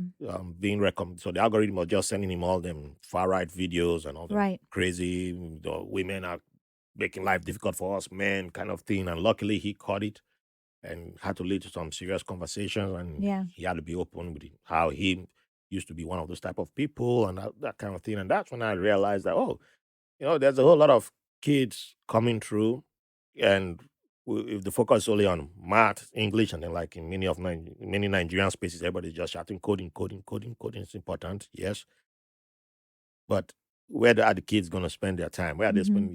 You're not educating them on that. how to watch out for danger, because there's dangerous people out there. They're and chaos and that's the agents. thing. Even And then, even if we do start educating them now about what it's like to be on social media, how you need to balance, your time on social media, your time spent in the real world, how to decipher what's real and yes. what's the truth coming at you on online, and what's lies. hmm That we have to do, but I think even then we're behind the game, because Yeah. eventually, where's this all going to go? We have to start anticipating what it's all going to evolve into. I think at some point we're going to be given cash based on our internet data. So the more data you put out on the internet about yourself, like the more the algorithms know who you are, the more money you'll get in your account. They're going to start monetizing each human being's data at some point, I think. That's one of my predictions about where digital is going to go. I could be completely wrong. And we can't anticipate 100% where the technology is going to lead and take us. Yeah. We also have AI coming down the pike, Oh yeah. and that's going to be another level. I'm someone who uses AI for certain things, but Yeah. it, And it can be amazing for certain it's things. amazing, but it's also Yes. scary at the same time. It is. It's 'Cause, terrifying because yeah. we don't know where it's going to end up, right? And where it's going to take us as the human race. Yes, because I always use the example of social media. I remember when I was being told, come on Facebook. Everybody's on Facebook. I'm like, huh? What's face? Face? Why am I coming to put my face on the book? Like I read many books and all that kind of talk. And then finally I joined Facebook. It was just a very simple thing back then. And, yes, you could find new friends, you could message people, but even when the messaging became a thing, it was still, you saw it growing little by little. And then I was at work in Bahrain, and we weren't supposed to have Facebook open at work, but I'm the type who clears out his work before lunchtime, so I'm usually free after that. So everybody had Facebook on their as one of the tabs open, and one day I just start hearing.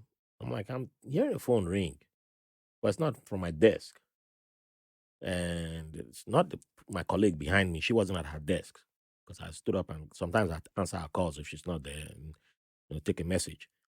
But I was like, where's this call coming from? Right. And we walked in a classified building, so you don't bring in your cell phones, except duty cell phone, which is issued by the command. But you're not supposed to bring in cell phones. So that's a big no-no to have a phone ringing.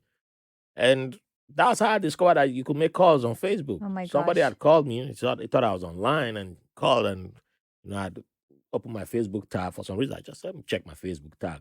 And I open my tab, and right there, I see somebody on the screen calling. But why are you calling me at work? And I had to disconnect. And I'm like, what? You can make phone calls? Wait, I thought this was. And next thing you know, there's movies, there's everything. We need your credit card, and Yeah. but that the kids now, they won't know that Facebook was one bland, simple No. desert back I then. mean, they wouldn't even know the world without the internet. Nope. If I told them that when I was in university, the internet was just becoming a thing. They don't even understand a world without cell phones. Oh yeah. I don't even know if my youngest one knows what a regular dial-up phone looks like. Probably not. I've showed Clara, which is funny when Yeah. she sees that. She always laughs. But yeah, luckily I was in Nigeria when cell phones were introduced, and it was a whole different world then. But now it's like you talk to Nigerians, they're like, I need the latest Samsung, I need the latest iPhone. Oh, absolutely. Yeah. My dad was like, bring me the latest iPhone when you come back. He It- wanted it's- the Pro Max. I think that's the new one, 14. Yeah, I don't keep up with iPhones, but I think so. I couldn't buy it because it wasn't available until January. They'd sold out. And I'm Uh-huh. like, Dad, I Yeah, can't. you have to have some inside connection. And I was like, I'll mail it to you. Like, don't do that. Then I'll have to deal with duty and then it may not get here. And you're going to give me a headache, is what he tells me. I'm like, okay, all right. So yeah, it's something that I wish that more people will be aware of. And for me personally, I don't believe social media are supposed to be doing what they're doing right now, where it's like I know it's all about keeping people there, but I still I'm glad I got to see Facebook the way it was back then, and Right. then now you're like a bank. When it you're first like, started up, it was amazing, right? Yeah. And you could connect to all these people from your you past. still had Yahoo Messenger back then too. So Mhm. so there were different ways to connect to people, and it felt okay. This Yeah. is the next level. All right. Is this when you had a Hotmail account, email account? Yeah, Yahoo. For some reason, I think Oh, you were back Yahoo. in Nigeria, Hotmail was a problem the day I tried to open an Okay. email, or you had to pay for Hotmail. I'm like, hell, I don't even know how to give. So I put money in the computer or what? Like, oh no, you need credit card. Like, where I get a credit card from? I don't have that kind of money. You know how old you are when you can look at your email trajectory if you go from AOL to Yahoo to Gmail, you know. That's when you know how old someone is. You can Yeah, sort of date them that it's way. yeah. The day I went to the Google's headquarters in the city, they had an event for veterans, and they hosted us and they gave us a tour of their building and they showed us their mini museum Uh-huh. inside. And like, oh, this was like the first the computers when this. I'm pretty sure some people did chatting on this type of computers. Like, oh no, man, I have to act like I've never seen that before. I'm young. I'm younger than that because oh my god, oh, yeah, oh, I'm old. I'm like, oh no, like I remember this type of computers. Like, oh no. But anyway, you are not defined only part of your story. The media is just only a part of your story. It's not the whole story. You also do tour guides. Yes. So I take people on safari to Kenya. Oh, So I should sign up for that. when they're ready and when their kids are old enough, or if they just retire and things like that, I'll organize a safari tour for them, and either I'll go with them Mhm. or I'll connect them with people, usually my parents, because they have a safari company. If they're busy, I have friends who also run safari, so I connect them with them, and they'll go on to the wild animal parks and go on safari that way. Oh, nice. So it's unique in Kenya. It's different from South Africa. South Africa safari, I would say, is much more it's more tame. There's wild parks you can go to, but a lot of it is kind of very curated and managed, and it's not as wild. Kenya is much more, you're in the wild. Oh, You don't step out of your car because you can yeah. get messed up. Okay. You're not going to do that. That's the real deal. Stay in your car. That's why my Nigerians will say yes. That's the type they don't show on TV. Yeah. It's the real, it's National Geographic. It's If you want to go national. on TV, Yeah. it's that level, or And at the same time, you are an aspiring DJ. well, I used to DJ back in the day. Okay. So this is something that I want to get back into doing again. I haven't done it in many, many years, and I want to just sort of revive that. So I was analog, turntables, Yeah. I had my records, that kind of thing. Oh, nice. And we used to do house parties in Brooklyn, and then sometimes we'd rent a place and then take over the place, and just bring our equipment there and tell the bar, okay, don't charge us. We're going to set up. We're going to have a party. If you don't make a certain amount of money at the end of the evening from the bar, then you can, we'll pay the extra, whatever it is. Like maybe we'll say, okay, you're going to make 600 tonight. If you don't make 600, we'll close the gap. If you make 500, we'll pay that 100 or whatever. Oh, They'd always make much more. yeah. They'd be like, when are you coming back? Wow. So that was something we'd do, and we'd do different venues around the city, which was fun. So it's my passion. It's something I want to get back into doing. I haven't had time, being a mother, raising two boys. Yeah. That's kept me busy, and then working as well at the same time. But now I feel like they're older and I have more space for this to come into my life. And one day they're going to go. That's right. And I'll be like, I don't want to be on the couch biting my nails, waiting for them to come back home and see mommy at Thanksgiving, They'll be seeing you I want to online. I want to have my thing. I want to have my Yeah. thing, You have your what's this channel called on one of my channels that I like to watch on YouTube. I have to open my YouTube and see what that it's just DJs scratching. Oh, you have to share that with me. Playing. Yeah, I'll send it to you. I don't know how much scratching I would do, so I'm Well, not they don't so really much scratch, but they just play like in their living room. right. You can tell that they're mostly in their living rooms. One is boiler room is Oh, the boiler big, room. is the big I one. do watch I that actually one. got a guest. I through watched the boiler room. Yeah. But the other one The lot. is Is it the lot? Because they're a radio station as well. The lot yes, radio. let's see. Why am I not seeing it right now? I thought it starts with a V. But yeah, sometimes I just try to keep Clara like, okay, we're not gonna let's just calm down. All right. I just find on YouTube always recommends a bunch of the DJs who've been there, and it's a very diverse cast of DJs from all over. So Yeah, and I'm just all right, Clara. Let's try this one. She's like, oh, I don't know this music, and then oh, okay. And then you see her bumping her head. I'm like, okay, so you're feeling it? You like this one? Okay, and we're gonna rock with that. I like that. So, what type of music were you DJing while I look for this? House music. Okay. Yeah, and then African music, Kenyan music, Nigerian, of course, because Nigeria is huge when it comes to the music scene, and then historically, Nigeria has contributed a lot to African music, and now Afro house, the South African style kind of house music. Oh, I'm up piano. Piano as Yeah. well, yeah, and then of course Afro beat, or they call it Afro pop. What to me is Afro pop, but Yeah. yeah, when I'm not gonna go on that. Yeah, it's We won't do just that debate just yeah, yet. it opens up something else in me, and I'm like, yeah, I don't know this Afro beats that people call it, but Afro beat, yeah, yeah, it's pop, it's pop, pop yeah, from the continent, yeah, basically. You that's know, all it is. I'm like, why yeah. can't you guys just call it that? So mainly that, and then maybe if I learn how to scratch again, which I was able to do a little bit of some old school hip hop, you know. But the new hip hop, I don't know, it just doesn't it Yeah, is doesn't scratching resonate even with me. necessary with today's It DJing? doesn't resonate with me. It doesn't stick with me. And that I think that's generally what it's like with music anyway. Mm-hmm. You know how a song would come out and it would just stick around in the world forever, for a long time, Yeah. you know, and that song would become like an anthem. It would become a big deal. You don't get that as much these days, you know, like everybody knowing one particular song. Maybe it's citywide. Maybe in New York, something will come out in the summer, like Despacito. Remember when Despacito came out a few summers ago and Yeah. everybody knew it?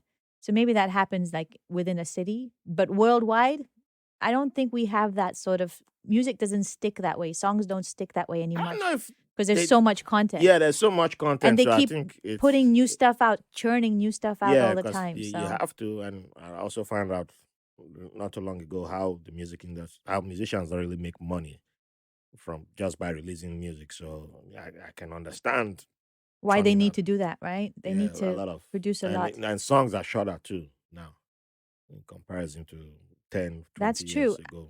And I just get crazy when the DJs play things so short. You know, have you been to these DJs where they play 10 seconds of this one and 20 seconds of that Oh, one? And I'm yeah, like, that's just let it yeah. ride, Let man. let I want right. to I hear this agree. song for a little while. Because sometimes I'm already pulling out my phone to Shazam the song And and it's over. it's gone. I'm like, Yeah. what is this? This Or is you're just getting into a beat and you're like, oh, I like this one. yeah, And and something then else comes up. You're like, come on, man, let it sit. But yeah. yeah, there's this new sort of genre of DJ. I don't know what they're called. They must have a name to them that plays snippets of songs and Ooh.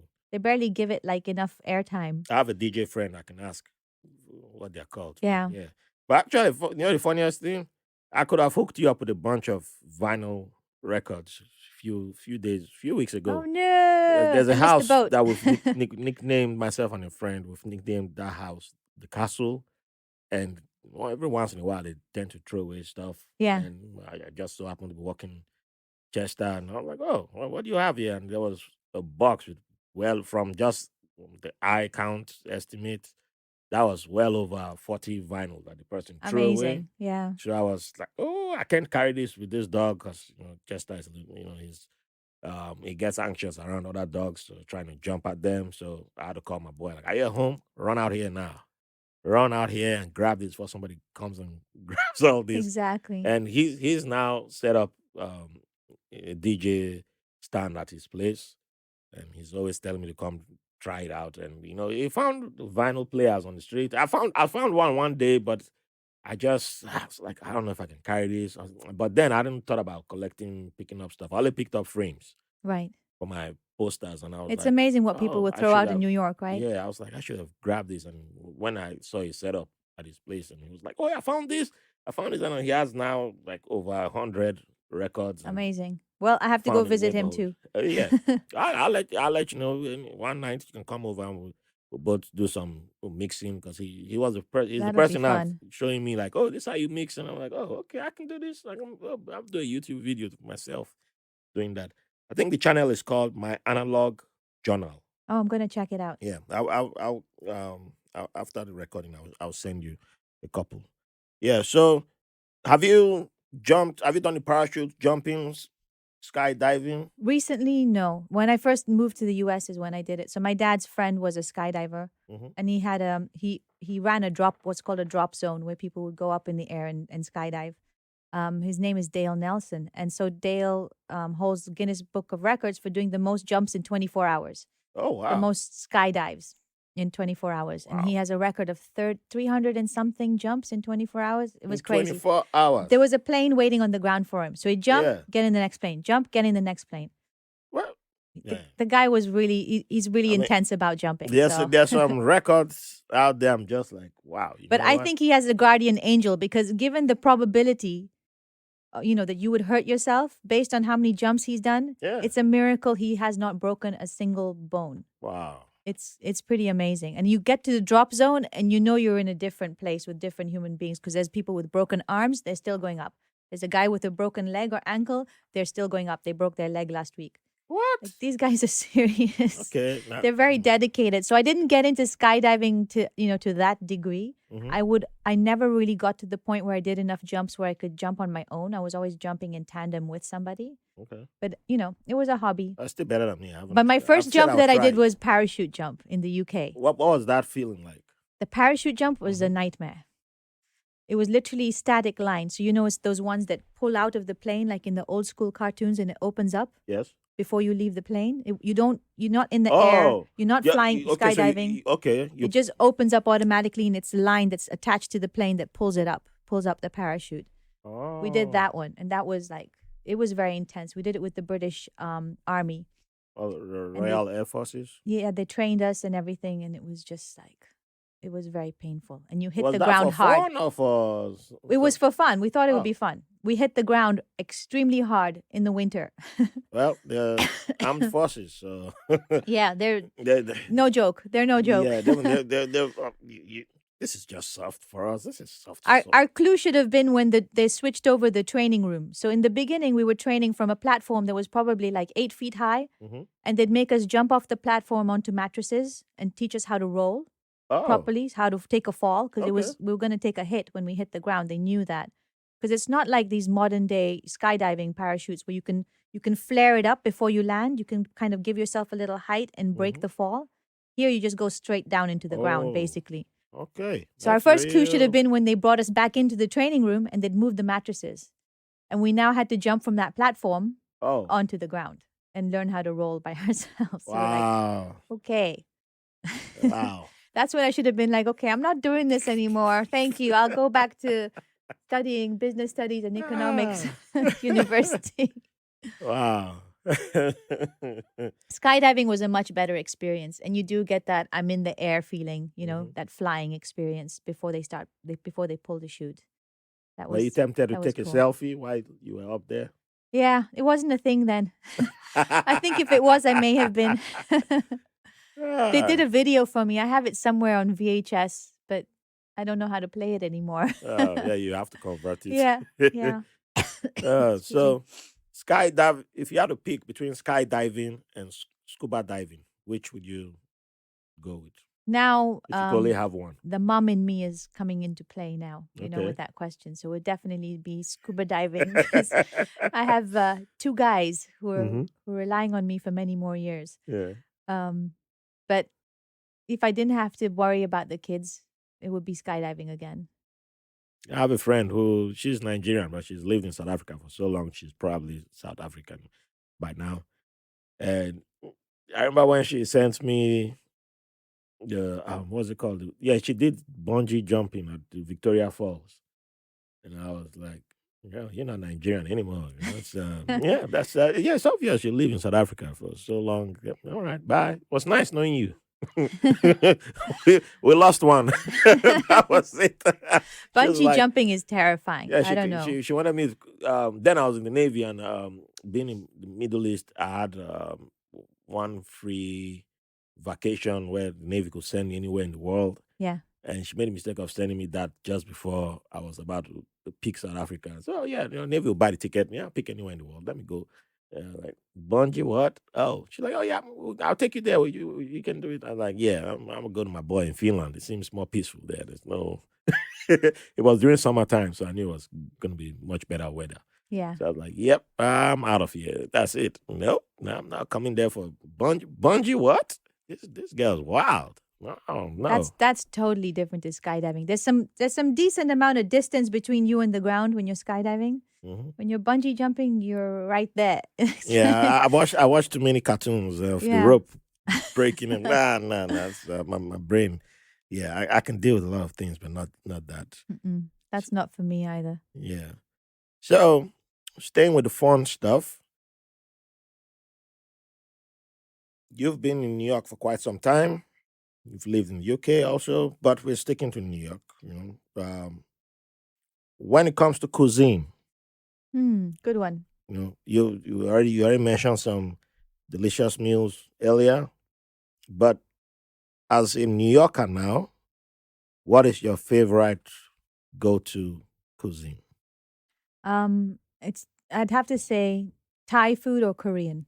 Oh, I think Thai food is taking the lead right now on this Yeah. podcast. I like both of them. I like Thai, of course, because it's the whole combination of flavors: salty, sweet, spicy, all in one. Hmm. Korean kind of hits on the same. I don't think I've had a lot of Korean. I usually get Korean and Korean when I go to K Town. But yeah, in this neighborhood, do we have a Korean place? There's something that opened up recently. It's a Syrian Korean restaurant. Oh, interesting mix. I forget which is the street. It's near Prospect Park West. I think it's 16th, 17th Street, around there. Okay, Yeah. It's pretty good. all right. I'll And look it's it up. opened up by the Korean family that used to run the bodega on that corner. So they sold that building, or they sold the business, and they opened up the restaurant, which is nice. And then Oh, the guy who opened up the restaurant married a Syrian lady. So with her family, it's Syrian Korean sort of hybrid yeah, restaurant, which is pretty cool. yeah. I would love to try that. That's a good mix. You can't sit Yeah, there from what I can tell. I think it's just takeout only. So you order and you go with your food, I'm fine with which that. is perfect. Yeah. But it's authentic, homemade. Mm. They make their own kimchi, so they don't get kimchi from anywhere else. They Oh, make their own, which is a special thing. okay. Hmm. Yeah, I might go order from them tonight. So with with you being a DJ, this question will be interesting. I'm looking for how to phrase the question, but I'll still stick to my old style of phrasing this question. So, everybody who appears on this podcast is considered a dancer. If you claim you don't dance, we'll stop recording and kick you off. But, and in your case, it will be hard to say you're not a dancer because, your background, you did DJing. I So, mean, don't put me on the Broadway stage, yeah, but yeah, yeah. we don't need to do Broadway. That's not we don't that's yeah, we don't consider that. But we're going with the real deal, and you're the real deal. So now, when it comes to music, we need you to give us three artists that can keep you dancing for at least an hour. Don't worry, we won't make a video of it. However, there's a caveat because too many people have been naming a bunch of names and it Okay, was the so I same. So can't it's use like some of them. so you Okay. can't be doing. So I'll just give you examples. No Burna Sure. Boy band. Okay. No Beyonce or love. I'm a part of the Beehive, but I love Oh, the don't worry. Beehive. I'm going more old school than that. So yeah, no Michael Jackson too. Okay. Because yeah, we've got a Michael Jackson. Now you said old school. Let me see who else in old school can I mention? No, okay. I won't mention the other names because we haven't had some names from the past. But yeah, and also you have to give us somebody from Kenya. I don't think we've had. Have we had Kenyan artists? Well, I've had a few Kenyans here, but they're also questionable Kenyans. Okay. They don't know why I'm calling them questionable. I got you. Because they didn't pick a So I'm Kenyan going to have to artist. give a shout out to my Kenyans, but before I go there, I'll start old school. And if you want to add We'll go India back. too, you can add We'll go India. back in the day. So I'm going to start Okay. with Prince. You can play most of Prince for me, and I'm happy to be dancing to Prince. Okay, well that's kind of like Michael Jackson territory. You right think there. so? Yeah, But you said Prince. Michael Jack. Okay, fine. I That's I like can't say Prince, Prince. one of the most popular names. Okay. So you mean less popular, not as popular as. Well, Let's see. the point of this question is to discover New artists. new I hear artists I you. can add to my playlist. I hear you. Okay, so then you want to add Suraj, Suraj. I'll give a What? shout out to That name Suraj. sounds familiar. He's Kenyan. He's a producer. He makes music similar to Black Coffee. Oh, okay. Black Coffee was one of the ones I wanted to say as well, but maybe he's too famous. I don't know. Yeah, I think the last person I interviewed, well, second to last person I interviewed said Black Coffee, and I was like, You know what? I should have. I have to add his name now to Bonner Boy Yeah, because I love black coffee. Though I'm a big black coffee guy. right. So yeah, Exactly. How about Themba? Themba. Oh, that's a good one. Themba is a good I one. know Themba, but yeah, but I like his vibe, okay. definitely. So two dudes. Two dudes, Mm-hmm. and then I want to find a lady, but I'm struggling now. Oh, Octo Octa. She's a house DJ, Ah, but she okay. produces some of her own stuff. And I think she identifies as she, but Where's that there's a story there. where There's a where story where there. is she based? New York, I'm pretty sure. Okay. Yeah, To Octa. Huh. yeah. I have to look into that and add that playlist. I could go on and on and on, but you said three, so I'm Yeah. limiting Well, myself. for you, yeah, we have to I'm stick to holding back. three I'm because holding we back. know you have a whole catalog that you can just drop. So yeah, you can share with me later, and I'll just name it. You know, How why? about I do this? I send you a Spotify playlist. Oh, okay. That I'll do you one even better. Hey, there you go. See that's why it's good to have it. Someone a real DJ in the house, so that they just hit you with their playlist, and you be like, oh wow, look at that. Yeah, I'll hit you Awesome, with a playlist, and then awesome, you can decide if you like it or not. awesome. So one thing you didn't mention or talk about, sorry, was um, how you ended up in Brooklyn. Why Brooklyn out of the five boroughs of New York So City? I was first set up based in Manhattan. That's where I began, my New York journey. Yes. And I went with a friend one evening to a house party in Brooklyn. And we realized, first of all, when we walked into the apartment, that these people have a lot of space. How is this possible? We're living in a shoebox. Ah, So that's why Brooklyn sort of spoke out to us. But the house party was so good that we ended up spending the night there. And we woke up in Brooklyn the next morning and we did not hear sirens and we did not hear garbage trucks right away. It probably wasn't trash day. mhm. We heard birds. We're like, wait a minute. Brooklyn's kind of peaceful. It feels more like home. And we took a drive around, with our host the next day. He showed us around Brooklyn a little bit in the different neighborhoods and stuff. And we're like, this feels more like coming home. And we'd been in Manhattan for probably a year now, going on a year, and we hadn't slept much. You just vibe off the city and you're buzzing and you're absorbing all this energy. It's this electrical human energy, and then it's this electrical mechanical energy that you absorb from the atmosphere. And you're just going and going and going, and you go to somewhere like Brooklyn, and finally you're like, you take a sigh and you're like, life can be pretty chill. And Yes. there's people walking around in their sweatshirts and pajamas. Not everybody's dressed up to their nines like in Manhattan. And we were living in Murray Hill at the time. So not everyone's like dressed up with their hair pressed straight and perfect makeup and Hmm. wearing their boots and everything. It's a little more like laid back and chill. We're like, okay, Brooklyn's our vibe. And so we both decided to make that move to Brooklyn. And I've pretty much called this my HQ, my base ever since. You know what I mean when I say Yeah. HQ. Yeah. Of course. I'm talking to the right audience here. Yeah.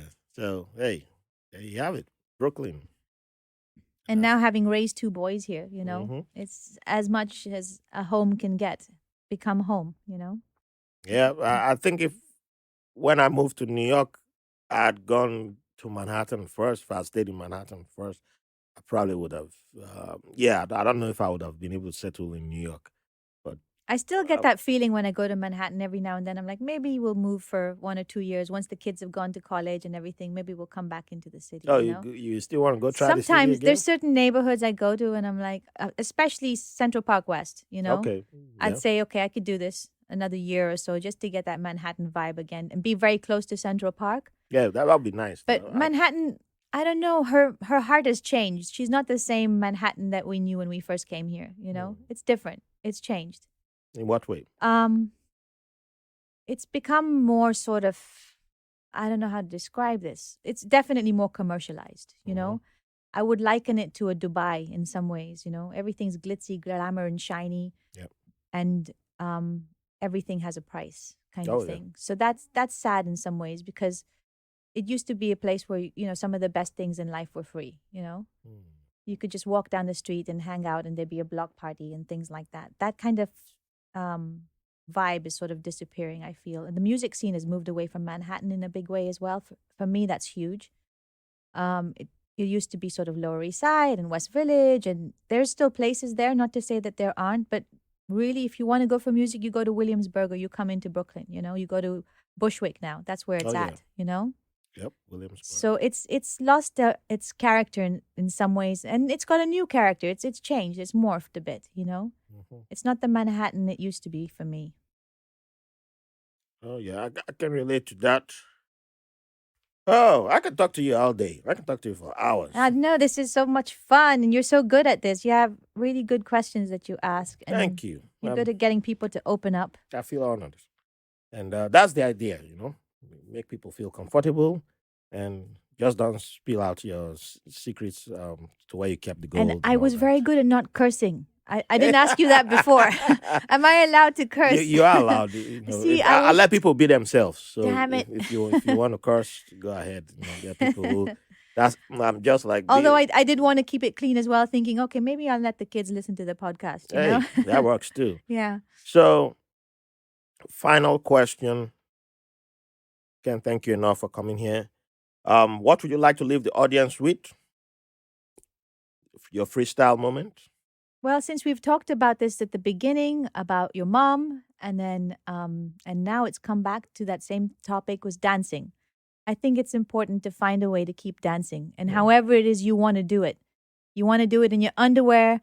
You want to do it in the shower. You want to do it on the street. You want to do it at a club. There's so many places where you can dance. Don't be restricted to going to a club, especially if it's the age that you're worried about. I still go to the club. Ask Raphael right here. I've got gray hair, and I don't care. And I'm telling you, once you walk into the club, the lights are low, honey. No one can tell what color your hair is anyway. So it's all good.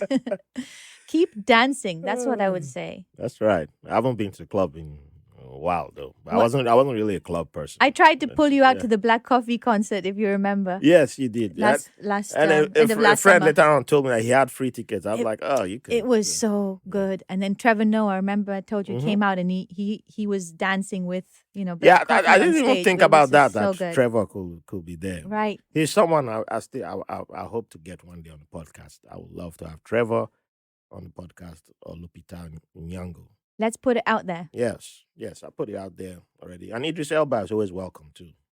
I love Sierra Leoneans, so why not? You have good jollof. I never said anything bad about your jollof, so Idris can come on the podcast. He's welcome. It's all good. Bring it on. Bring it on. Bring it on. All right. So thank you. Thank you for coming on the show. As my people say, Umbana. That's our way of saying thank you. And my wife's people is Dankeschön. And do you have anything you would like to plug in? Just watch this DJ space. I haven't decided on a name. I think it's probably just going to be Preet. Hey. I've had some ridiculous names thrown at me. Works. One of them being Nairobi 1 Kenobi, and I was like, that's like funny, that, but I don't know if it's gonna stick. I like that though. Nairobi 1 Kenobi. Nairobi 1 Okay, Kenobi. pretend you didn't hear that, so you don't try and steal it. That's the point. It's Nobody's trying to okay. steal It's up for grabs. Don't worry. But I will also say, since we're saying thank yous, Asante Sana and Asante Sana. Shukriya. Yeah. Oh yeah. I don't know, but Shukriya. Yeah, that's Hindu, right? Yeah. Yeah, Hindu, 'cause Punjabi. It reminds me of Shukran. Exactly, which is Arabic. Arabic. Yeah. Exactly. Just another way of cultures, mixing and the similarities. And, we are related somehow, So, everyone listening, thank you for being with us. Don't forget, there'll be a new episode next week. So, keep the support coming in. Share with your friends. If you need to download the app, please download the app. Give us 5-star ratings. 5 stars, nothing less. I won't accept. We won't look at you. And if you have any comments, would like to share a story, hey, go to www.whitelabelamerican.com. Hit the contact. You see the mic button on the website. Yeah, just hit the mic and you can leave a voice note. And you got 2 minutes, but you can leave as many voice notes as you want. We love to hear it, and we can share it too. And if you prefer writing, then send an email. Alrighty, I'll see you all on the next episode. Thanks for listening to White Label American. If you enjoyed the show, we'll appreciate if you rate, review, and subscribe to the podcast wherever you get your podcast from. If you have any questions, comments, or have someone who will be a good guest on the show, or you want to be on the show, send us a message at whitelabelamerican@gmail.com. And make sure to follow us on Facebook and Instagram at White Label American. Thank you for your support.